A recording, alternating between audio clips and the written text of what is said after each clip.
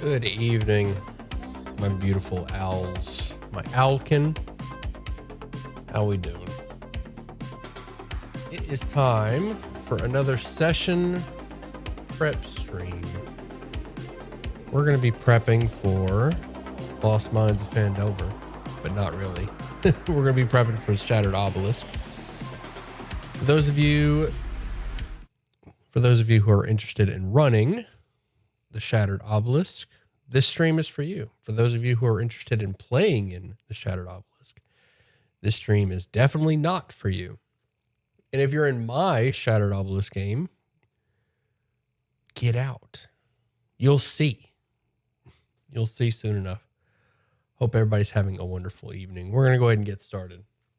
So what I like to do whenever I'm prepping for a session, this is the first session, by the way. What I like to do is I like to use really broad strokes. Shattered. Ooh, nope.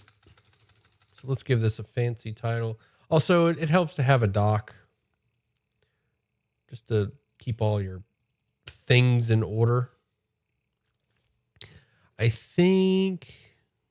thought I created, let's see how this looks. Chapter, no, maybe. Shattered Obelisk. Obelisk.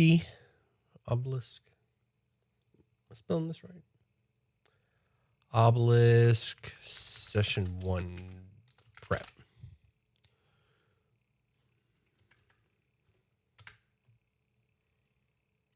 Is that what we call it?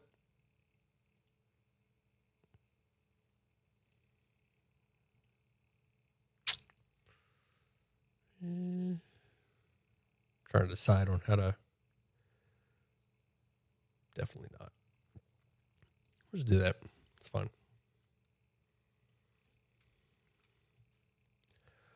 All right, so what I like to do whenever I'm prepping for a session is just broad strokes, broad overview.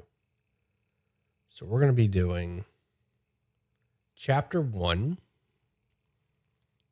of the Shattered Obelisk, which if you've ever played in or ran Lost Mines of Phandelver, it's the same. This entire campaign, the first 4 chapters of this campaign is just Lost Mines of Phandelver. So I'm going to prep as if I haven't run Lost Mines of Phandelver a million times. So, all right, broad overview. The party is going to start in the city of Neverwinter. So whenever I'm prepping for a session, I like to break the session up into scenes. I like to break it up into scenes. Generally, I go for 4 scenes per session. So, for example, this session we'll start in Neverwinter. I'm going to call it Scene 1, Neverwinter Intro. And then the second scene, we'll call that Goblin. I like to call it, so in the book it's called Goblin Arrows, but I like to call it Goblin Ambush. I want it to be more descriptive. Scene 3 would probably be Cragmaw Hideout. If you don't know what these are, that's fine. I recommend reading the entire book before you watch these, but I'm going to try to present the information in a way where you don't need to. In a way where you don't really need to. Okay, so chapter 1. I want you to be able to read this. Chapter 1. We start in Neverwinter. And then we end up on the road to Phandalin, where we'll get ambushed by goblins. And then from there, we're going to progress to... We're going to follow the Goblin Trail. I don't think this should be a scene. This is more of just kind of a transition. And then we go to Cragmaw Hideout. We have a map for Cragmaw Hideout right here. It's wonderful. And then we have all of these locations. There's 8. I kind of want to go ahead and set those up. So I'm gonna set up these locations in my dock here. I like to keep those separate within So let's see.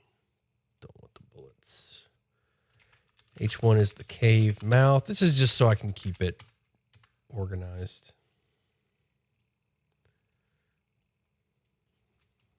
H2 is Goblin guard post. H3, the kennel, where we'll find some wolves.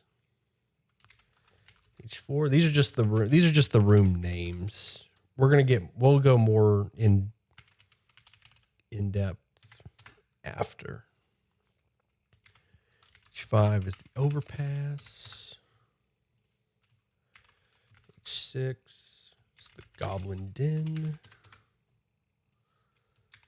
H7, Twin Pools cave, and then H8 is Clark's cave.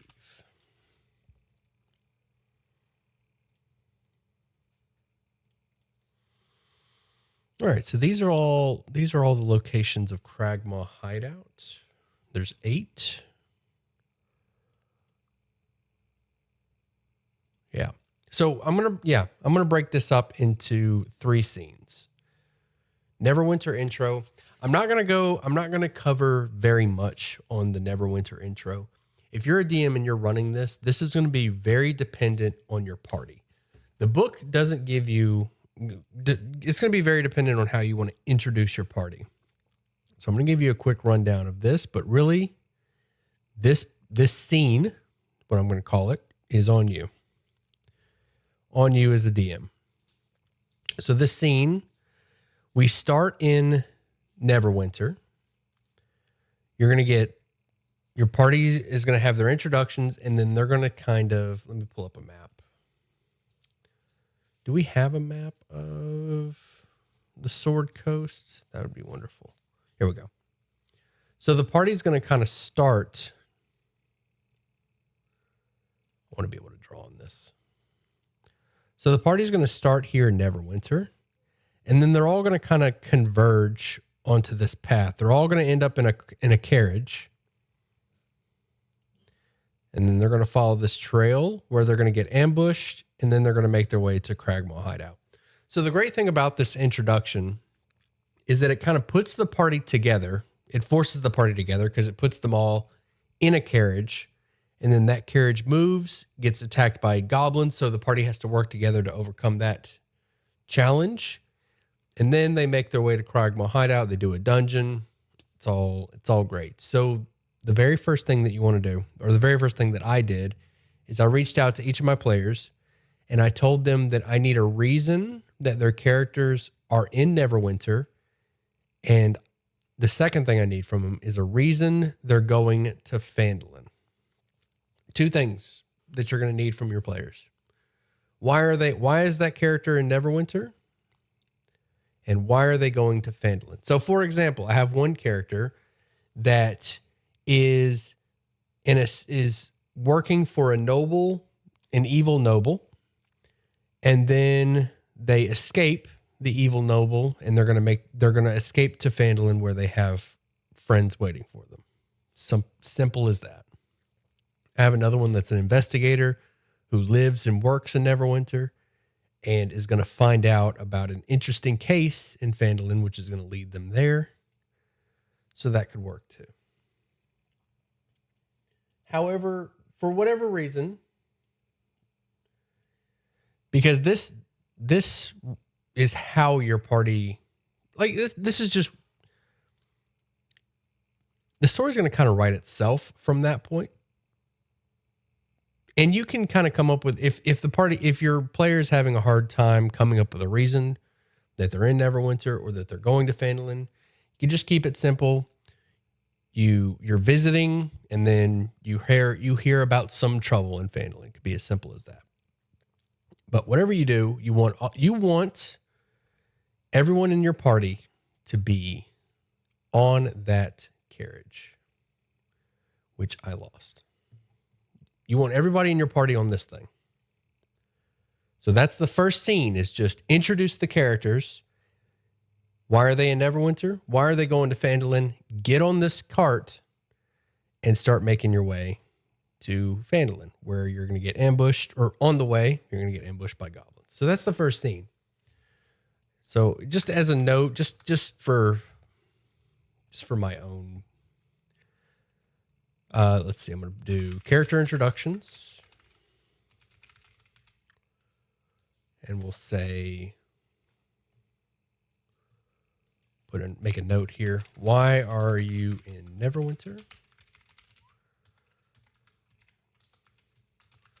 Why are you going to Phandalin?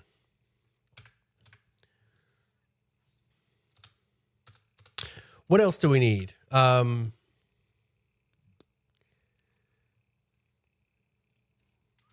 Transition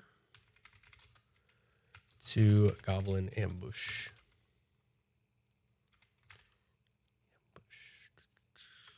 Create some space for myself here. So I have character introductions. Why are you in Neverwinter? Why are you going to Phandalin? And this isn't going to be, hey, why is your character in Neverwinter? Why are they going to Phandalin? Tell the party. It's going to be a scene, or it's going to be, I guess I can call it a scene, or some kind of event that takes place. And then I'm doing my best to try to give advice on this, but really that's really all I can say, because this is going to lean pretty heavily into your relationship with your players and what they come up with. It's really hard to give advice on what to do here. The best advice I can give you is ask them why they're in Neverwinter and why are they going to Phandalin, and then create a scenario that leads them to the carriage, which gets ambushed. All right. I think we're good with that scene. I think that's about the best I can do with that. So after they're all in the carriage, so assuming you get the party all in the carriage and they make their way to Phandalin, we get ambushed by, I believe it's 4 goblins. 4 goblins are hiding in the woods, 2 on either side. They wait until someone approaches the horses and then attack. So this is funny because the book tells you that you have oxen. There's even pictures right here. Oh, wait, no, the horse. Okay, wait, they mean the dead horses. So as far as what has happened up to this point, Gundren and Sildar, two NPCs. I'm going to make a note of them. Gundren, Rockseeker, and Sildar. Why are you doing this? Sildar something winter? Still winter? What is your name, Sildar? All right. Poster map using the character creation adventure hook. So here's Gundren. Sildar Hallwinter. So these two are going to be allies to the party, or they should be, at least. Hallwinter, thank you. These two are going to be allies to the party. So you're going to want to come up with, you know what, I'll cover these later. You might want to introduce these two in scene 1. I'm actually going to move them over. So we'll do that. We'll introduce them in scene 1. Because the party is going to be working for Gundren, which is why they're getting on the carriage. So Gundren is going to hire the party to get on the carriage to take them to Phandalin.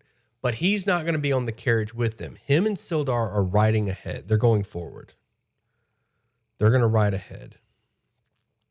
Which is why when the party gets to this location, they find 2 dead horses. And it's because the goblins have ambushed Gundren and Sildar. So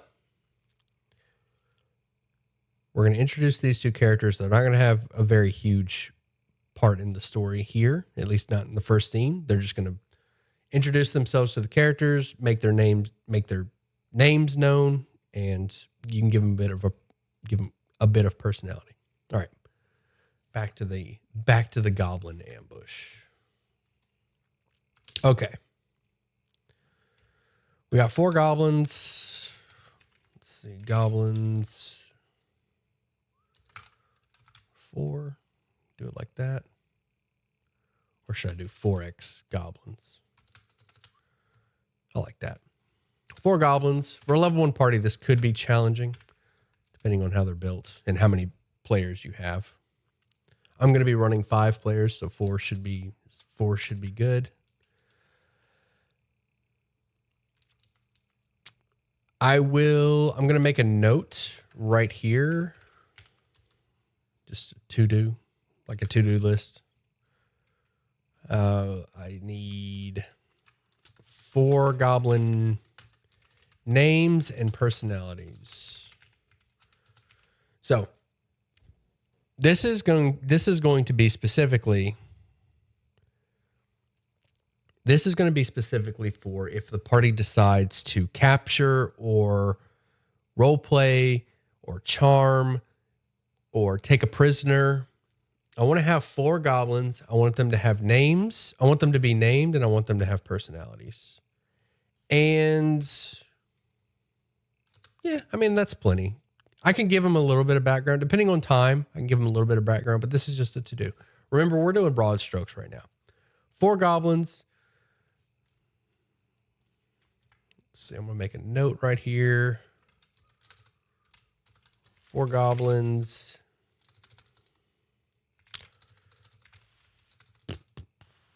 Should they be capital here? 4 goblins ambush the party's carriage.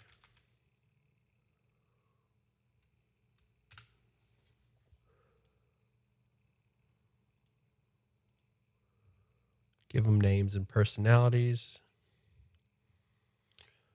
I don't own nor I've never run the previous adventure. Is this a reprint? Yes, they're calling it a reimagining of Lost Mines of Phandelver, but it's very much the same. It's very much the same adventure. So we're going to open up with 4 goblins. I need to give them names and personalities. I already have some in mind. Let's do Goblin 1. So I'm gonna name them. I had names for them. I want Frick and Frack. I have a really fun idea for these two. These two are gonna bicker mid-combat. They're gonna end up fighting each other. Frick and Frack. Why is it doing this? This is frustrating. Dirt is gonna be the leader. I hate that I have to. Is there a way to like make it to where it doesn't do that? Where I don't have to add it to the dictionary? Dirt is going to be the leader, and then dang, I had some names.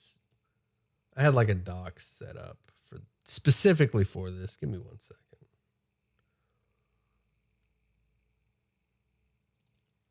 I want to say, because I was sitting there thinking about what to do with this. Pre-prep. Here we go. Oh, these are some NPCs that I have for Phantom. We'll go over that later. This is Goblin Ambush. Okay, this is what I covered yesterday. Key NPCs doc, maybe? Nope. All right. I need a goblin name. Like the new look. I learned that I need to give my players some kind of relationship with Gundren and Sildar in the backstory, withholding money mentor so they won't rescue him and not to head straight to Phandalin. Yeah, that's valid. Well, I mean, even the rescue could be that there's a number of different ways to get them to Cragmaw Hideout, not just rescuing them. There could be the promise of loot. There's quite a few things. But I'll go over that in just a moment. Right now, Frick, Frack, Dirt, and Gob. There's my goblins. So Frick and Frack are going to argue with each other throughout the combat, and eventually they're going to turn on each other. Dirt is the leader that's going to try and keep them in line, If at any point the party, maybe I should make a note of this. Frickin' Frack argues with Frack. This is a little in the weeds for what I was planning, but I just want to get this out because I love this idea. If the party kills Dirt, Frick and Frack fight each other. And then finally, Gob is going to be newbie. So Gob is going to be not going to be very confident. He's going to be nervous. And so we have 4 goblin personalities to work with. Frick and Frack. It's kind of 3 because Frick and Frack are going to be similar. I was really inspired by Baldur's Gate 3 and how vulgar and filthy the goblins were. It made me want to do that. So I think normally when I run my campaigns, I do it, I keep it family friendly. I don't really swear. But after playing Baldur's Gate 3, I was really inspired to have some like wicked, vulgar goblins, you know. Is this part of the Shattered Obelisk or just Reboot? Where can I get this? It's Shattered Obelisk. It's on D&D Beyond. If you go to sources, it's called Fandelver and below the Shattered Obelisk. Oh wait, actually, I don't think it's out. I think you had to pre-order it to get it. Because that says coming soon. Yeah, so it's not, I don't think it's out yet. I think you had to pre-order it. You had to pre-order, so you had to buy the physical and digital bundle in order to get it. I actually forgot all about that. But if you have Lost Mines of Fandelver, you have the first 4 chapters, which is what I'm going over right now anyway. I don't want this here. This needs to be a note. That way it doesn't collapse. And this needs to be normal text. There we go. So we have 4 goblins ambush the party's carriage. We have Frick, who argues with Frack. Frack, who argues with Frick. We have Dirt, who is the leader of these 4 goblins, like the raid leader, party leader, or squad leader is what we'll call them. And if the party kills them, Frick and Frack fight each other. And then Gob is the newbie. So Gob is going to be really nervous about everything, really nervous about attacking the party and just kind of doesn't know what to do. Nervous, soft, timid, etc. Things like that. So that's Gob. So if Gob is left on his own, he'll surrender.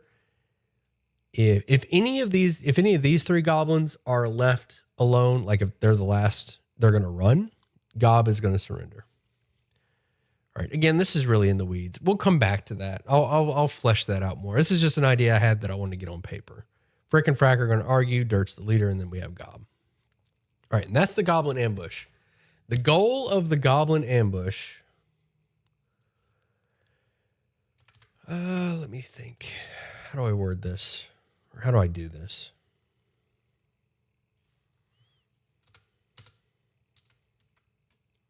Let's make a note. The goal of this ambush is to get the party to Cragmaw Hideout. We have a couple of different ways that can happen. For one,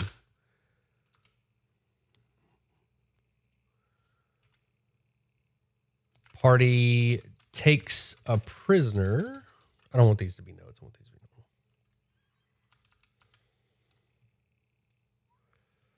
Party takes a prisoner who escorts them to the hideout. Party overhears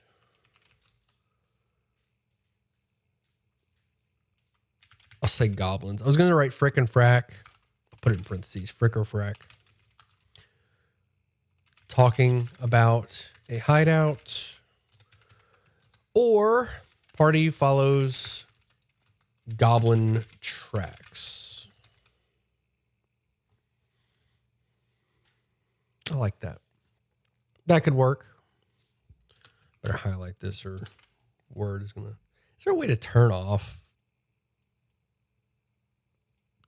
like the dictionary so it stops throwing errors whenever I'm, anyway.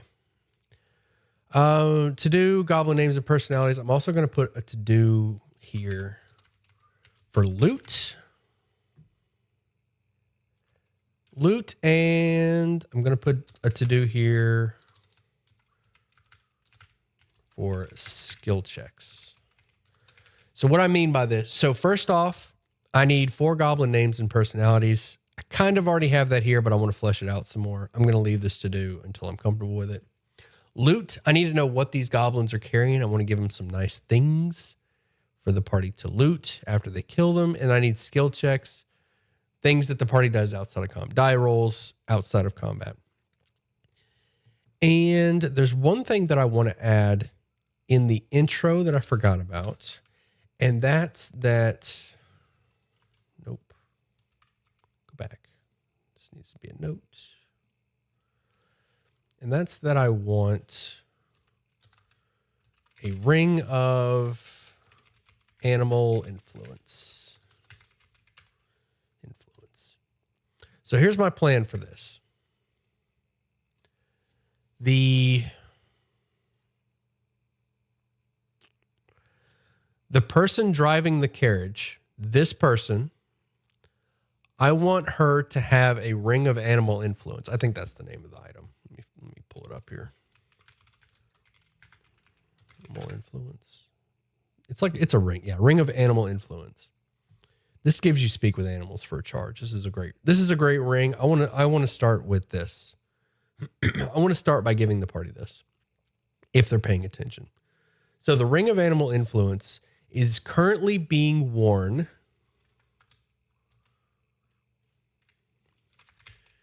by the carriage driver. We need a name. We need a name for the carriage driver. How about Stephanie? Being worn by the carriage driver, Stephanie, which means I'm going to need to come up with a personality and all that good stuff for Stephanie. Just call her Stephanie for now. I'll make a to-do note here.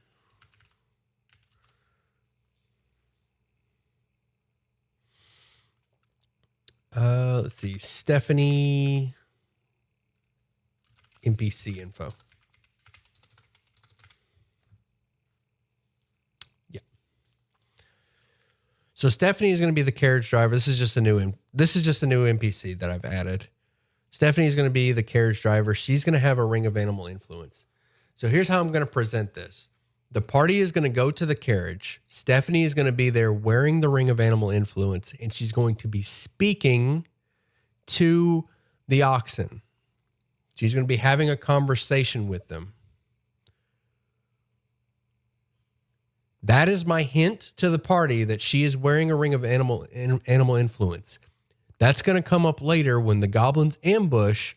I'm going to have them kill Stephanie right away. Stephanie's going to die right away. And if the party is paying attention, and if they're paying attention, they are going to loot a ring of animal influence off of her body, and then for the rest of the campaign, I can add animals as NPCs. That's going to be fun. And you'll see in just a moment when we get to those wolves and Cragmaw Hideout. So this looks good. I'm okay with this. I need more info on Stephanie. We'll get to that. I need more info on these goblins. I need some loot. We're going to need some skill checks.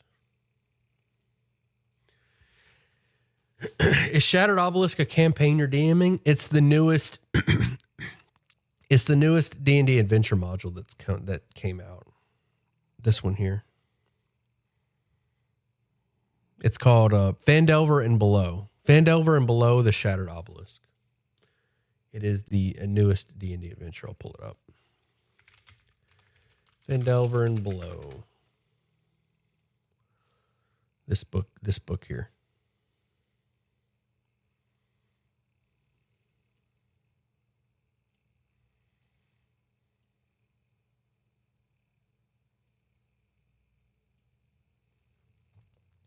And I'm running it. I'm running it for my campaign, for my community. I've got 2 groups. Okay, where are we? So I think that's good for scene 2. Again, I need loot and I need a couple skill checks. And we also need a transition. Do I want this? Do a little bit of formatting here, kind of keep everything in line. I want those to-dos sticking out. Sorry if dumb question. No, you're fine. The book's technically not out yet. You can only get it if you pre-order it. All right, cave mouth. Here we go. So the very first room of Cragmaw Hideout is outside. It's right here. The Goblin's Trail ends at a cave in a hillside 5 miles from the scene of the ambush. A shallow stream flows from the cave mouth, which is screened by dense briar thickets. A narrow, dry path leads into the cave on the right side of the stream. One more thing that I'm going to need. I'm going to add this to my to-do list. I need a battle map. Battle map for Goblin Ambush. I'm going to go ahead and add to-do. Now, I know the book comes with a battle map, but I'm still going to need to import it to Roll20, and I might use a different battle map. Probably not for Cragmaw Hideout, but there is a Goblin Ambush map that I really like that I'll probably use. Let me see if I have it. Because I've run this adventure before, I have a lot of maps that I've used in the past. I absolutely love this map. I don't know who made this. It wasn't credited when I found it, but I love this map. I love using this map for the ambush. So this is the one that I'm going to use. I just need to get it set up. I'm going to keep the to-do there just because I need to get it set up and everything, but is it not a full module? I thought this kind of stuff would already be done. Wait, what? Is it not a full module? I thought this stuff would be. Oh, so I am doing a prep guide for, it doesn't have everything. It doesn't have everything. It doesn't have everything that I want, at least.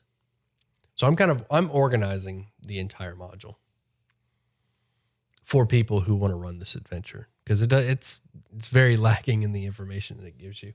It leaves a lot up to the DM to fill in, which is why I'm doing this. All right, so the cave, let me see here.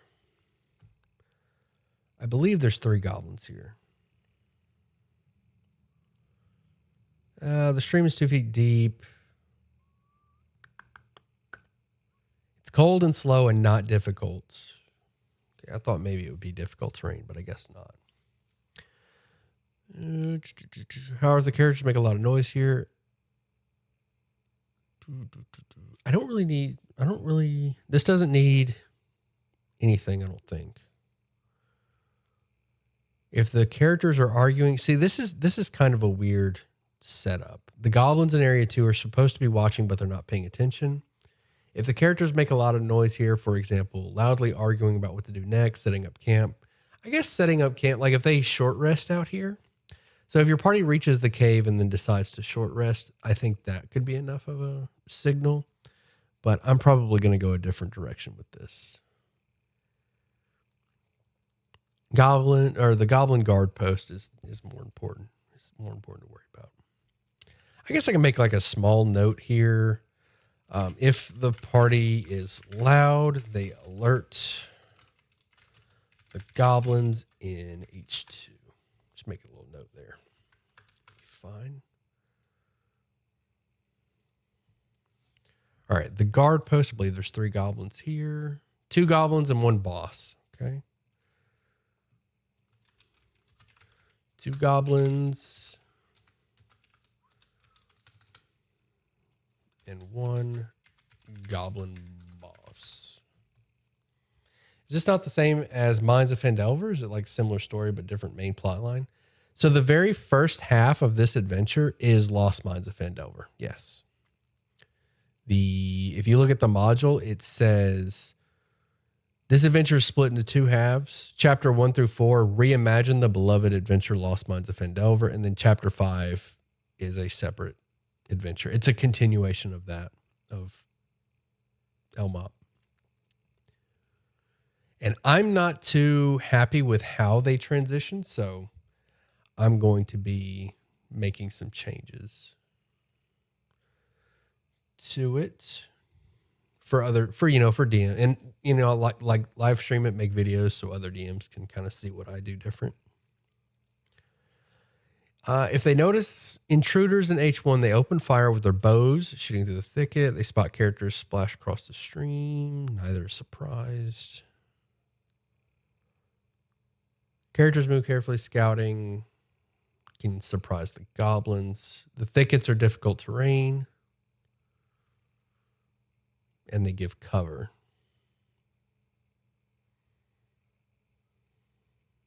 They have see this right here, a belt pouch with 16 silver. No, thank you. I'm going to improve on that. All right, let's see. So to do, I'm just going to make a real quick to do. We're going to need 3 goblin NPC infos. Just call it that. Same thing as this. Names of personality. I'm just going to call them infos.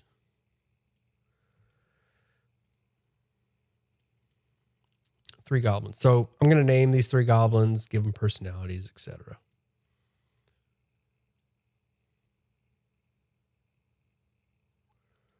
I don't want. Why isn't that collapsing? Oh, I guess my encounter block isn't.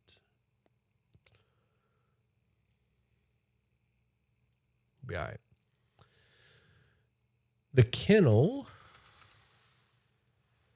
has 3 wolves, if I remember correctly. 3 wolves chained to a single post. So at this point, the party has a ring of animal influence.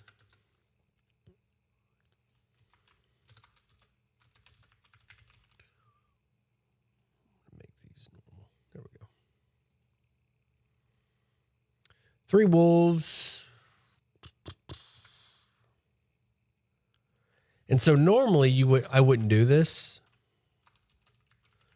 3 wolf NPC infos. Normally I wouldn't do this. These are just wolves. They're hungry, they attack, etc. But because I gave the party a ring of animal influence early on, these 3 wolves need to have personalities and names, which is why I have this to do here. I need 3 wolves with names and personalities, which is cool. I love that. I like that. This is specifically why I put the ring of influence, animal influence there, so they can talk to cool NPCs like wolves. I'm also going to introduce a ring or something that allows them to speak with dead. Love your videos. Thanks, bud. I'm also going to give them something that allows the party to speak with dead. I think that'll make a huge difference as well. Give them lots of dead bodies to talk to, like you do. A character who tries to calm the animals can make an animal handling. We're going to do skill checks later. I'll add skill checks later. We'll go over that. A narrow opening in the east leads to a natural chimney. I should probably pull up the map of this place.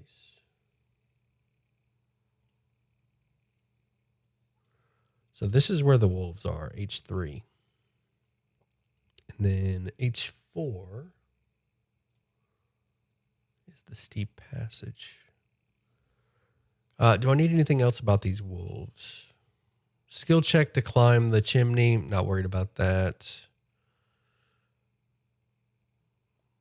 Strength check. Yeah, I'm not worried about that either. So, all right, so steep passage.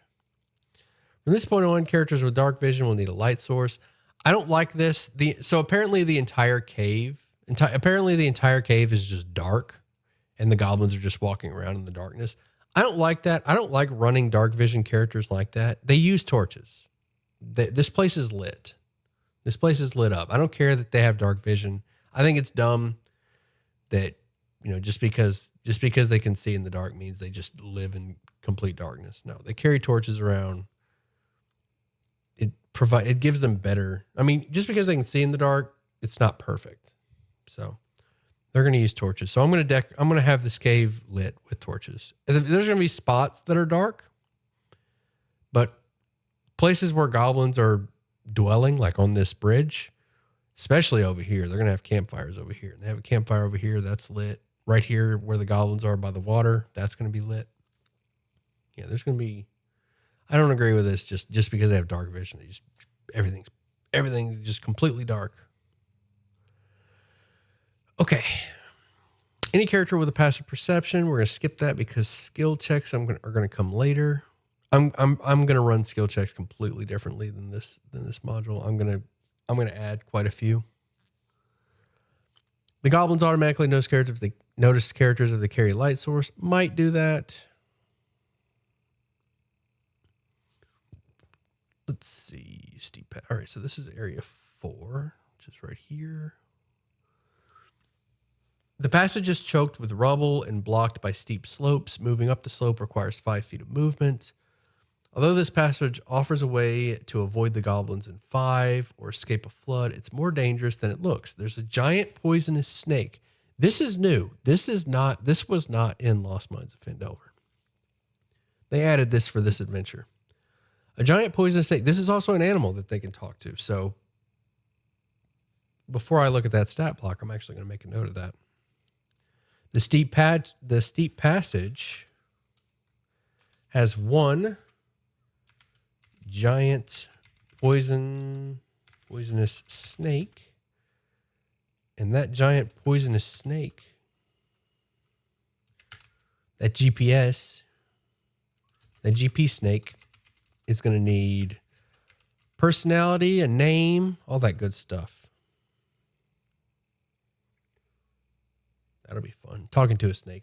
Snakes are always creepy, fun to roleplay as.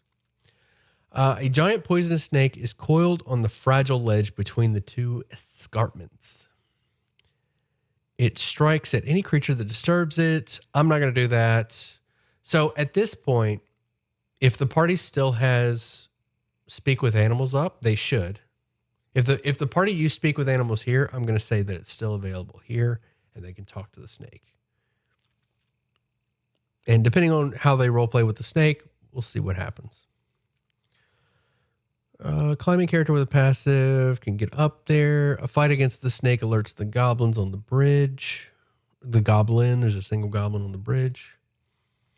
The ledge on which the snake is coiled is unstable. Vigorous motion can loosen the whole thing, causing a collapse. Might not do that. We'll see. I kind of like the idea of doing a skill check or the thing collapses. Might do that. I might keep that. But one thing we definitely need is we're going to need some info on the snake. All right. The overpass, which is this bridge here. What do we do with this? The stream continues beyond another set of uneven steps. Waterfall burbles in a large cavern. The goblins have set a bridge guard where a high tunnel passes through. One goblin stands watch here and is well concealed. Like other goblins in the hideout, this guard is inattentive. If no characters are using light sources, any character can creep by without being noticed. This bridge spans the passage 20 feet. Rope bridge. So there's the stats for the bridge. The damage you take if you fall. And then the flood. We'll go over the flood in a moment. We have a single goblin on the bridge. One goblin. To do goblin NPC info. That goblin needs a name, needs a personality. What are they doing up there? Snake should be backstabby for rations. Should be backstabby for rations. All right, let's see. That's the Goblin Den. Or no, that was the overpass. The Goblin Den is going to require a lot of work. Is there anything? Oh, so I guess the flood. I guess I could talk about the flood here. The flood. All right, so the flood is interesting. If the party alerts the goblins are going to cause this pool of water to flush out the cave. So, the large pools in Area 7 have collapsible walls that can be yanked out of place to release a surge of water down the main passage. If the goblins in H7 are warned about the approaching characters, they start knocking away the wall supports of one pool in the next round. In the following round, on the goblins' initiative, water surges. I'm not going to roll initiative for this. I'm just going to say, if the party alerts the goblins, water falls. As simple as that. I don't need to like, okay, roll initiative and then do turns as they march through the cave and then suddenly there's water. That's kind of tedious in my opinion. Just if you alert the goblins, the water starts flowing. The flood threatens all creatures in the tunnel. The goblin on the bridge is out of danger, as are any characters who successfully climbed the walls. Any creature within 10 feet of the disused passage at Area 4. So anybody within 10 feet of this, next to the snake. Or the steps leading to 3, which is where the wolves are. Over here. Must make a dex save, DC 10, or be swept away. If they fail, they make a strength save to hold on. If they fail that, they start taking damage. I'm probably going to change this. Probably going to make changes. I don't like the dex save, then strength save. I'd much rather just like flush, DC 10, maybe up the DC of the dex save, maybe like a DC 12 or something. I don't know. I'll make a to-do of that. I'll make a note of that right there. To do, change flood saving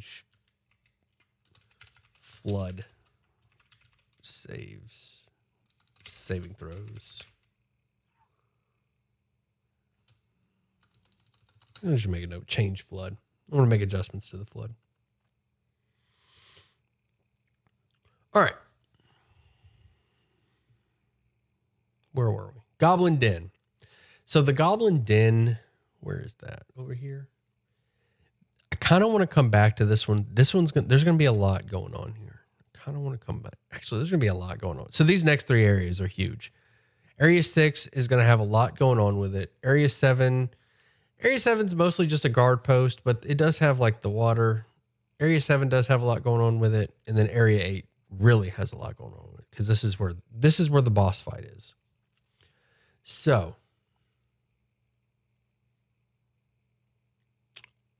I guess I might as well just go in order. I might as well start with, well, like we've been going on this whole time. So Area 6.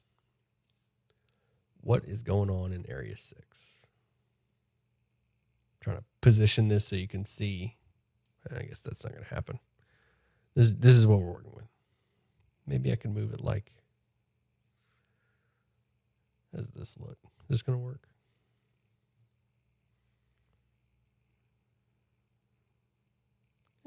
Yeah, kind of. Okay.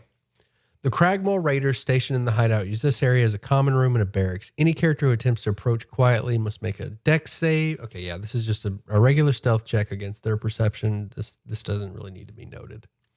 There's 5 goblins and 2 bosses in the den. That's important.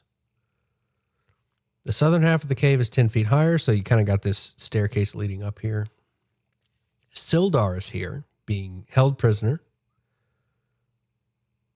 He's bound to the southern ledge. The goblins have been beating and tormenting him, so he's weak. He has 1 hit point. One of the goblin bosses, named Yemek, is second in command of the hideout. If he thinks the characters are winning, he grabs Sildar and drags him to the edge of the upper level. Truce, or this human dies. The other goblin boss, Urk, shouts along supportively. So we got Urk and Yemek. Urk is new. Urk wasn't a part of Lost Minds of Fendover. They added him, I think. I don't remember there being an Urk. So that's different. Also, I believe there was like 12 goblins in here. Now there's just 5 and 2 bosses. I'm going to make a note of that real quick. There are, in the Goblin Den, there are 5 goblins and 2 goblin bosses. And Sildar is here.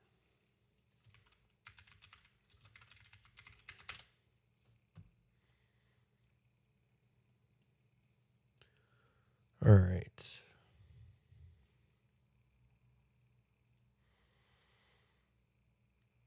If the characters refuse to parlay with Yimik, or if the characters refuse to parlay, Yimik shoves Sildar over the edge and continues fighting.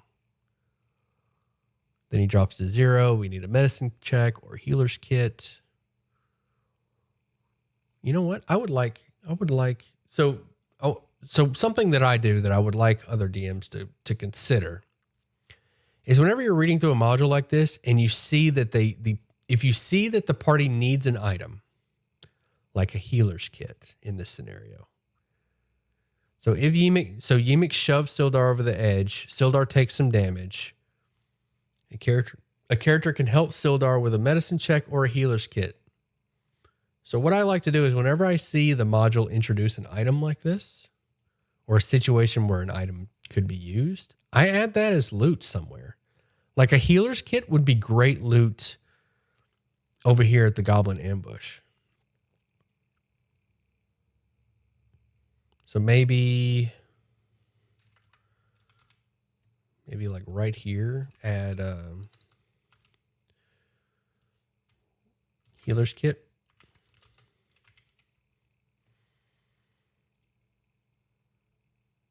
Yeah. It's part of the loot. Maybe I should do it like this. Loot.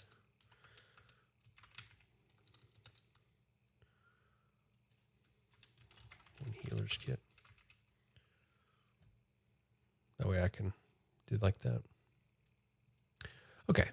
Yeah. So just something that can come up earlier. That healer's kit. Sildar is a kind-hearted human man of nearly 50. So this is just like role play, a role play guide for Sildar. We've got this missing wizard. I'm thinking about scrapping this whole missing wizard arc. I didn't really care for it in previous iterations. I am going to keep the spider. I'm going to keep Wave Echo, but I think Yarno is just going to be a bad wizard. Was never really. Maybe you could flesh out his arc a little bit. I just don't care for it by how the book has it. Finding Cragmaw, Strange Goblin. Okay, so Strange Goblin. So this is something specific to this campaign that they added. A strange goblin with an elongated head was with Cragmaw band that waylaid Sildar. The goblin gave Sildar a bad feeling, but the Cragmaws didn't seem to know the creature. The goblin whispered, "You're not what Ruxathid wants," to Sildar before leaving the Cragmaw ambush group. This is a reference to the Psionic Goblins. I don't like this. This thing's not even here. They just mention it. Sildar tells the characters that he intends to continue to Phandalin since it's the nearest settlement. All right, so the big change. We also got some loot. You know what? Let me finish reading this, and I'll talk about my big change. Sildar tells the characters he intends to go to Phandalin since it's the nearest settlement, offers to pay them gold. I might keep might change this. Anything that says like gold, any reward that the campaign gives you, I'm changing it. I'm going to completely overhaul the loot and how they get it. Development. He doesn't have any of his weapons and armor. See, I kind of want him to have his weapons and armor. Urk wears a belt pouch with some copper. BFD, 21 copper. Potion of healing's good. Okay. So the big change that I want to make right here is that I want psychic goblins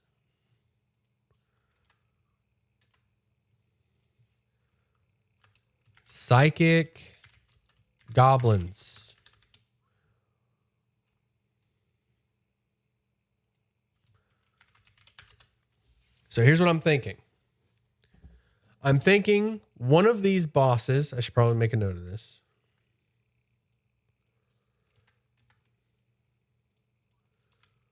One of these bosses is Yimik.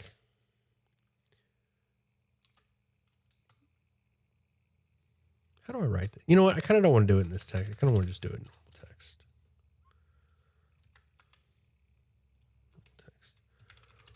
One of these bosses is Yimik, who opposes Spell that right. Opposes Clarg. Now, later on, we have Clarg, the bugbear. Clarg is in charge of this entire Cragmaw hideout. He's the leader of the entire cave. Yimik is not happy about it. So for our very first session, we have two opposing factions. We have Yimik and his boys, his crew, and we have Clarg and his crew. And I think it could be fun to present the party with the opportunity to choose a side.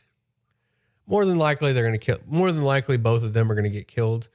But if you present them in a specific way, you could lead them to choosing a side. If Yimik just starts holding a knife to Sildar, he's going to die. Like this guy isn't getting away. If you follow through with this, hold on, where is it? Not this. If you follow through with this whole refusing to parlay, Sildar gets killed, or Sildar gets shoved off the edge. If you follow through with that, Yimik's going to die. Yimik should see the party as an opportunity. When the party shows up, Yimik should look at them and go, "Oh, you're just what I need." That's my opinion. That's going to lead really heavily into that's going to lead more heavily into the role play. If your party prefers combat, by all means, do it, present it a different way. But if your party leans pretty heavily into, because keep in mind they're level 1 for especially if they're level 1 for this cave, because they don't have a lot of resources at this level. So role playing through encounters is a great way to just get through level 1. So one of these bosses is Yimik, who opposes Clarg. This is a potential role play encounter.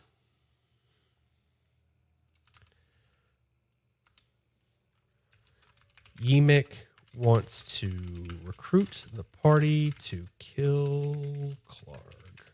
Boom. Now, the other boss, who was named Urk, I believe the other boss was named Urk. Let me find it. Did it say it?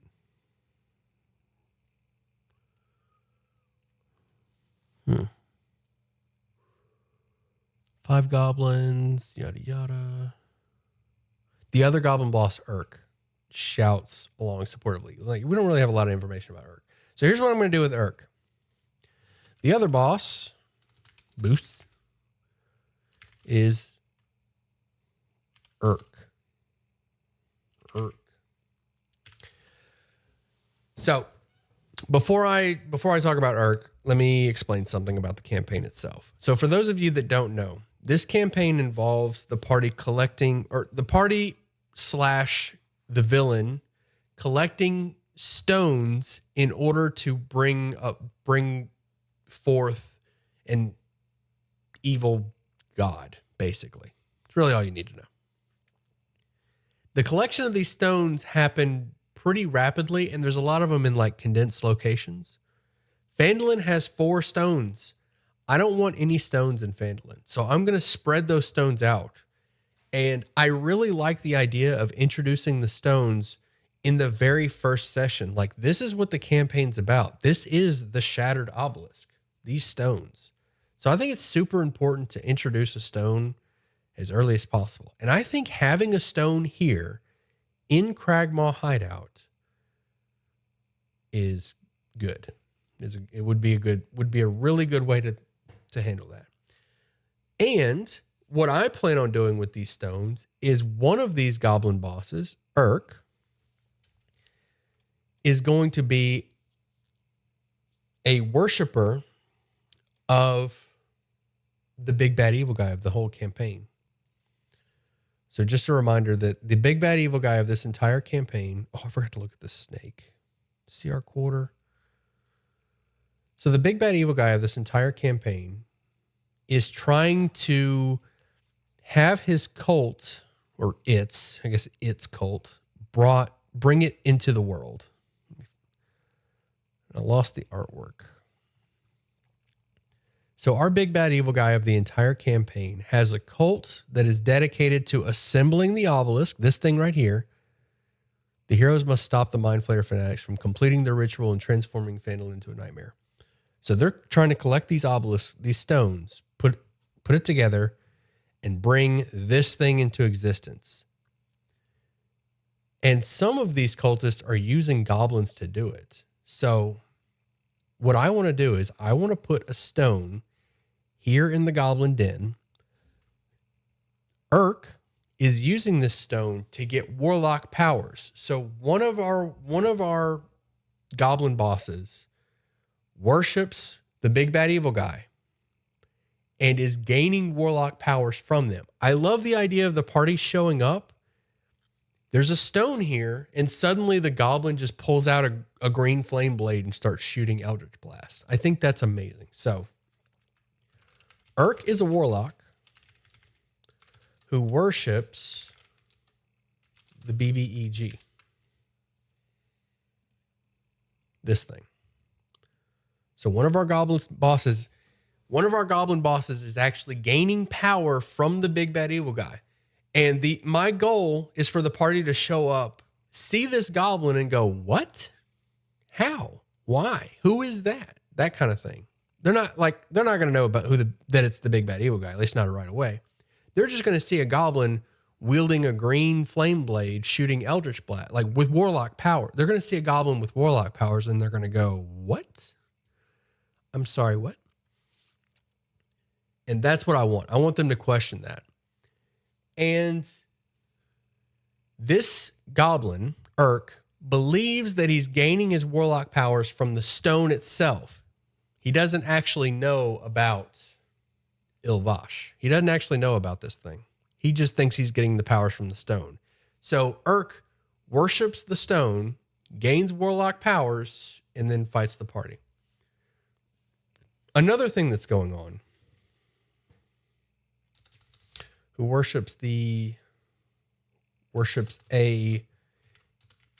shard of the shattered obelisk, believing it is granting him warlock powers. Urk is trying to convert other goblins. This part's important. This kind of adds a new faction. That's kind of this rebellion is growing within the Cragmaw Hideout. You got Ymik, who opposes Clark. That's, red team and blue team, right? They're opposing each other. But then you've got this little seed that's growing, and it's kind of a metaphor for the entire campaign. You've got this little seed that's growing, and Urk is worshiping this shard, gaining warlock powers, and is trying to convert other goblins. Like, hey, if you worship this stone, you get to become powerful. So that's the direction I'm going to take Urk. Yeah. What's up, Siku?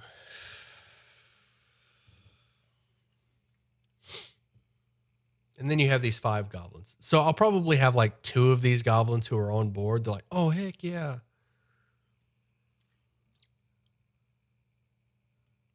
Yeah, I think that looks good.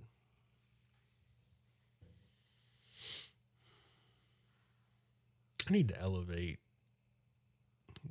this. No, I can't. Just change this to normal.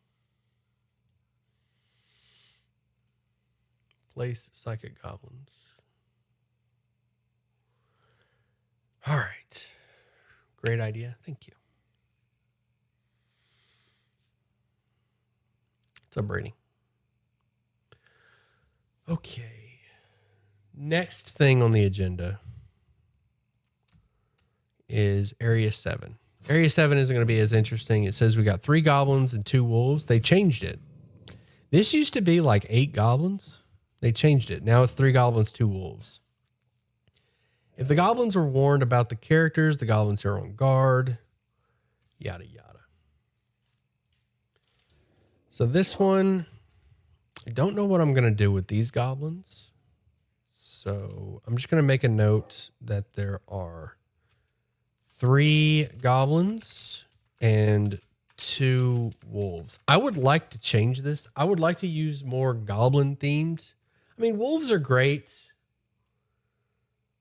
but like a warg would be pretty good too, right?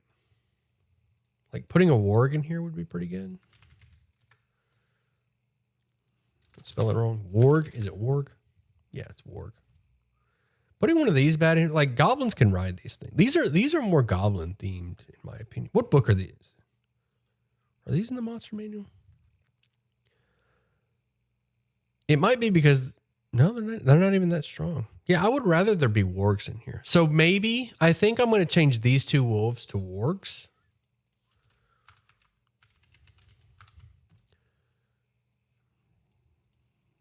Maybe. Warg is an evil predator that delights in hunting, devouring creatures weaker than itself. Cunning, malevolent, wargs roam across the remote wilderness or are raised by goblins and hobgoblins. Like these are goblin things. I think there's even a stat block for like a goblin warg rider. Those creatures use wargs as mounts. Yeah, there we go. Yeah. They're pretty smart too. 7 intelligence. So that could be fun. So I'm thinking about, I have used boars for goblin mounts. That could work. I'm not going to make adjustments just yet.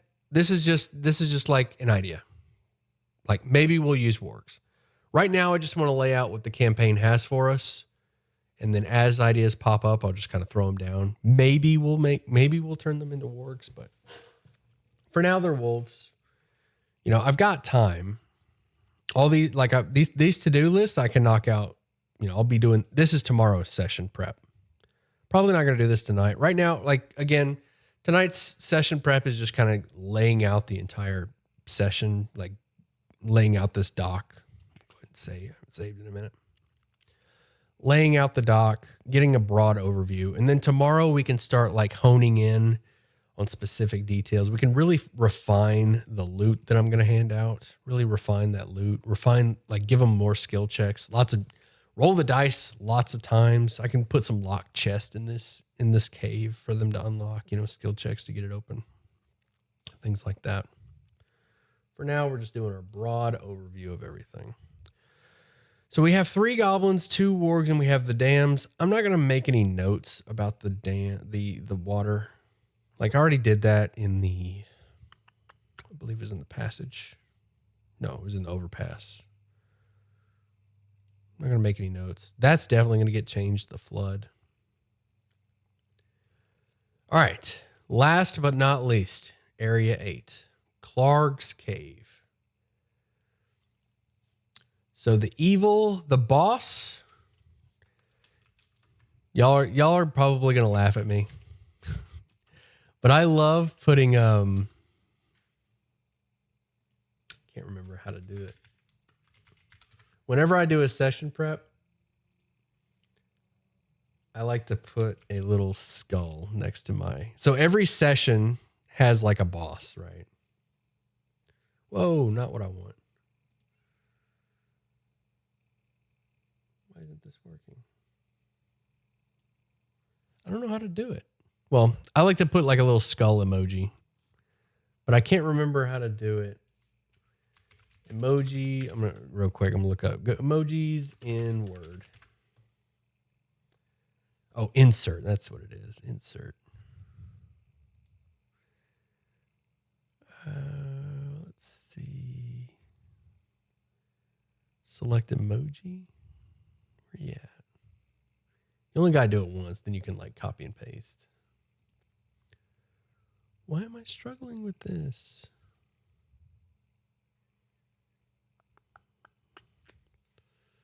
I got to have it. It's necessary. Yes.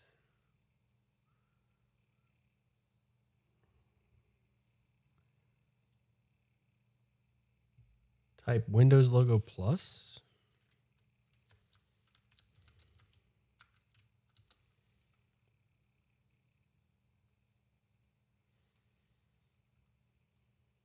Oh, plus period.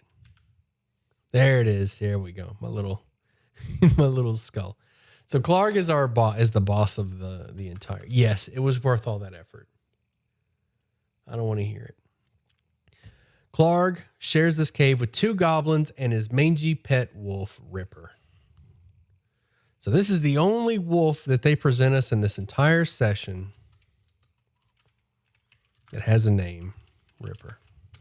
And I appreciate that. We also have 2 goblins. So these 2 goblins, one of my ideas for these goblins is I want it to be like a bean counter.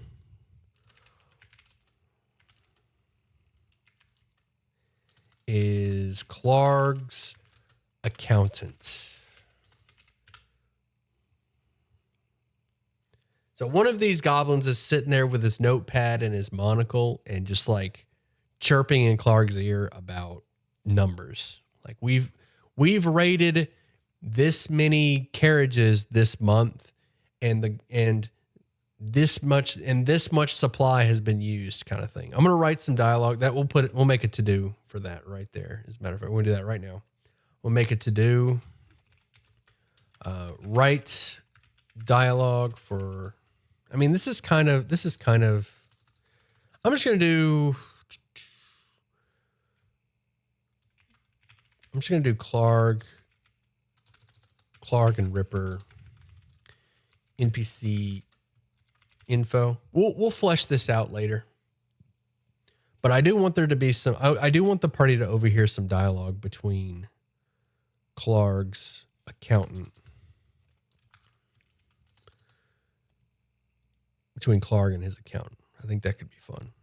So one of these goblins is like the advisor. And then the other is the accountant. So that's what we have. Clark, I'm considering the boss, the big bad evil guy. We're going to need to come up with some loot for pretty much all of this.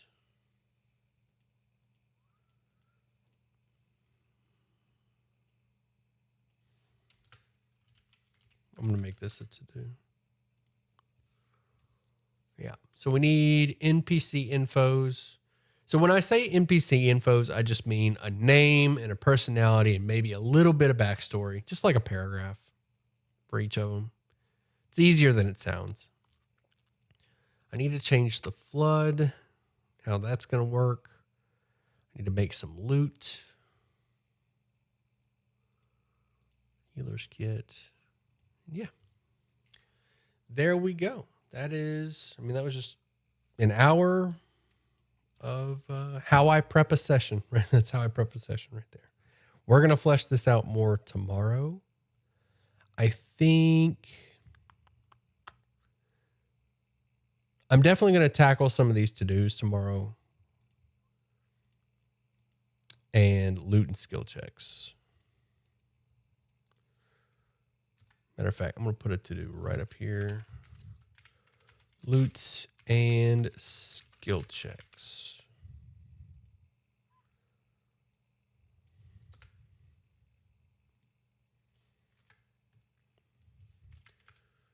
To do loot and skill checks. Yeah, so that'll be tomorrow. Tomorrow we'll cover, I'll just go over loot, skill checks, and NPC information. But I think that's good. That's good for today. The goal of this ambush is to get the party to the hideout. Maybe come up with some, maybe flesh this out a little bit more. Flesh out this encounter. But this looks good. This is good. So this is what you can expect these prep sessions to look like. Don't tell me there aren't Wendigos. There can be if you want. An ancient gem that can empower any weapon for 5 XP.